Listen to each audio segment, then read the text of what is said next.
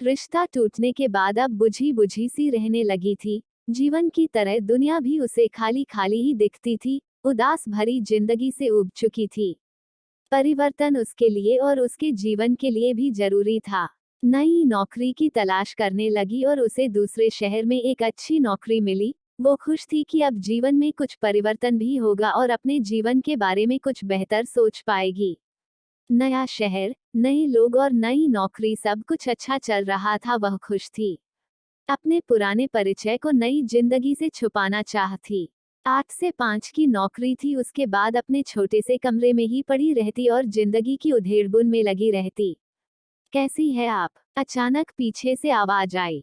वह चौक के पीछे देखी और बोली, जी ठीक हूँ। आप नई आई हैं ना इस ऑफिस में?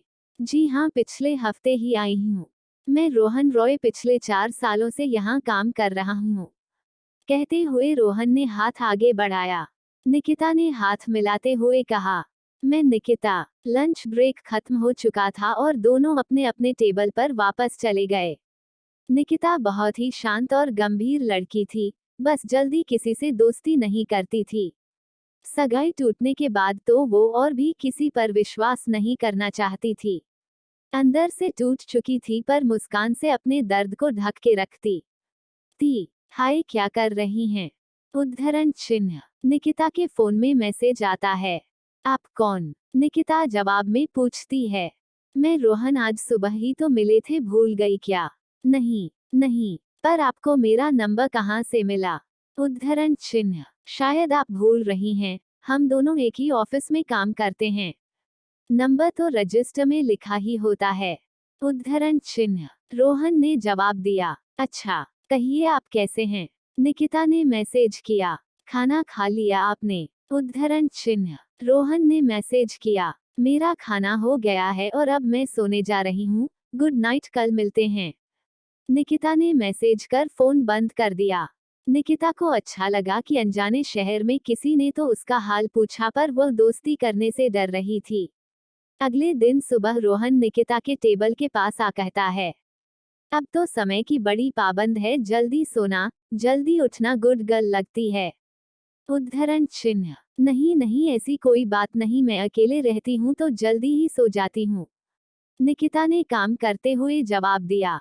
शाम के समय रोहन निकिता के साथ ही स्टेशन तक आया। दोनों एक ही मेट्रो में उठे।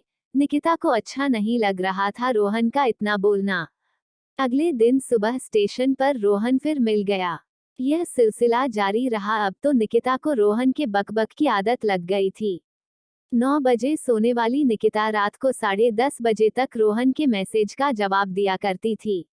निकिता जितना कम बोलती, रोहन उसका दुगना बोलता था। उसके वीराने जीवन में कहीं कोई एक अंकुर तो फूटा। देखते ही देखते दोनों काफी करीब आ गए और एक दूसरे को मन ही मन में चाहने लगे। निकिता का जन्मदिन था तो रोहन उसे बाहर डिनर पर ले गया। खुले बालों में निकिता बहुत ही सुंदर लग रही थी।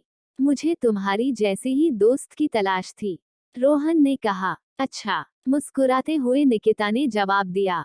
क्या हम दोस्ती से आगे बढ़ सकते हैं? रोहन ने निकिता का हाथ पकड़ते हुए कहा। निकिता इसी पल का तो इंतजार कर रही थी।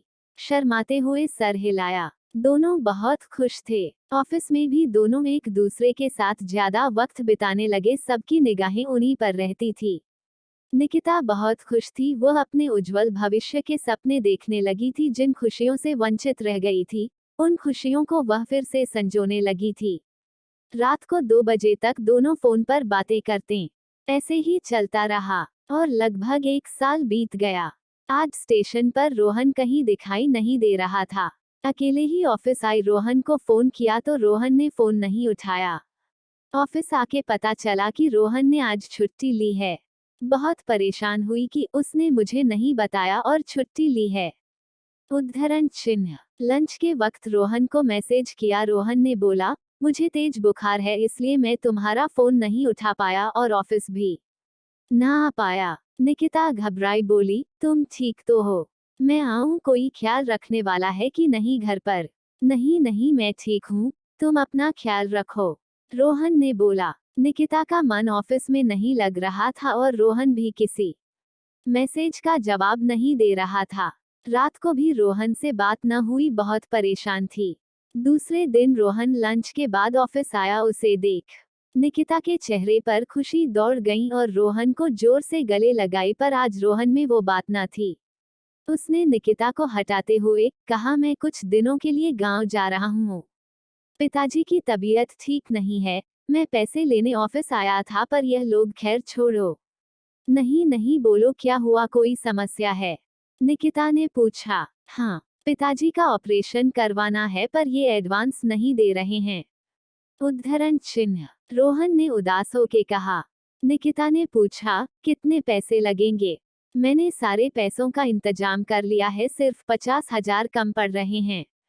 उद्धरण चिन्ह। कोई नहीं, मैं दे देती हूँ, जब तुम्हारे पास हो तो वापस कर देना। निकिता ने कहा। नहीं नहीं, मैं तुमसे नहीं ले सकता हूँ। तुम खुद अकेली रहती हो, तुम्हें पैसे की ज्यादा जरूरत है। अब हम दोनों अलग हैं क्या? निकिता ने रोहन का हाथ पकड़ते हुए कहा। और निकिता ने अपने अकाउंट से रोहन के अकाउंट में रुपए ट्रांसफर कर दिए। रोहन ने निकिता के सर को चूमा और कहा, मैं बहुत खुशकिस्मत हूँ कि जो तुम मेरी जिंदगी में आई। अपना ख्याल रखना, मैं जल्दी ही वापस आऊंगा। उद्धरण चिन्ह। रोहन को गए लगभग 15 दिन बीत चुके थे, ना तो फोन करता और ना ही निकिता के किसी भी मैसेज का जवाब देता। बेचारी परेशान उदास रहने लगी। अब तो नंबर भी बंद आने लगा था। ऑफिस के अकाउंट से पता चला कि वो तो यह नौकरी छोड़ चुका है और उसके पिता 10 साल पहले ही मर चुके हैं। यह सुन पैरों तले से जमीन निकल गई थी। कौन से सुनहरे सपने उसने बुने थे, क्या हाथ आया? जो पैसे उसने अपने घर के लिए जोड़े थे, वो कोई यूं ही लेके चला गया। पैसे तो गए और भरोसा भी टूटा। आज वो घर मेट्रो से नहीं बस से जा रही थी कि खिड़की के पास बैठी वह कुछ सोचते चली जा रही थी। खिड़की के बाहर उसे अचानक रोहन जैसा एक लड़का दिखा। बस से उतर उस लड़के का पीछा करने लगी, यह तो रोहन ही था। रोहन को पुकारने ही वाली थी कि उसने जो देखा, उसके होश उड़ गए। उसके साथ उसके बीवी बच्चे थे, जिन्हें वो उसी रेस्टोरेंट में ले जा रहा था जहां निकिता को ले गया था। वह सीधा रोहन के सामने जा खड़ी हुई। निकिता को सामने देख रोहन के तो होश उड़ गए थे। कैसे हो रोहन, तुम्हारे पिता की तबीयत अब कैसी है? उद्धरण चिन्ह। रोहन कताहाश उड़ गए था। निकिता ने पूछा। रोहन थोड़ा सकपकाते हुए बोला, आप कौन? उद्धरण चिन्ह। पिता। रोहन की बीवी ने बोला। इनके पिता, जिनका ऑपरेशन करवाने के लिए इन्होंने मुझसे 50,000 रुपए लिए थे, जो 10 साल पहले ही मर चुके हैं। क्या बदतमीजी है, मैं नहीं जानता आपको, कौन है आप? रोहन हकलाती जुबां से बोलता है। क्या है ये सब? रोहन की बीवी रोहन से पूछती है। मैं बताती हूँ क्या है। उद्धरण चिन्ह। और निकिता रोहन की बीवी को सब कुछ बता देती है, अपने पुराने फोटो और मैसेजेस भी दिखाती है। रोहन की बीवी को भी सारा मांजरा समझ में आ जाता है। जल्द से जल्द मेरे पैसे वापस करो, वरना मैं तुम्हें कहीं का ना 11 छोड़ूंगी। यह कहते हुए निकिता रोहन को जोर का एक थप्पड़ मारती है। वहां मौजूद सभी लोगों उसे देखने लगते हैं। निकिता सीधे जाकर थाने में उसके खिलाफ रिपोर्ट लिखाती है। अगले दिन ऑफिस में पता चलता है कि इस तरह का उसने बाकी भी कई लड़कियों के साथ किया है और वह सभी को अपने साथ थाने जाने के लिए मना लेती है। अब रोहन के खिलाफ केस स्ट्रांग हो जाता है। पुलिस रोहन को धोखाधड़ी के मामले में थाने लाती है। पुलिस उसे चेतावनी देती है कि 15 दिनों में सबका पैसा वापस करो, नहीं तो तुम पर आगे केस चलेगा। निकिता की वजह से बाकी लोगों के भी डूबे पैसे मिल जाते हैं और रोहन की बीवी भी उसे छोड़कर अपने पिता के घर चली जाती है।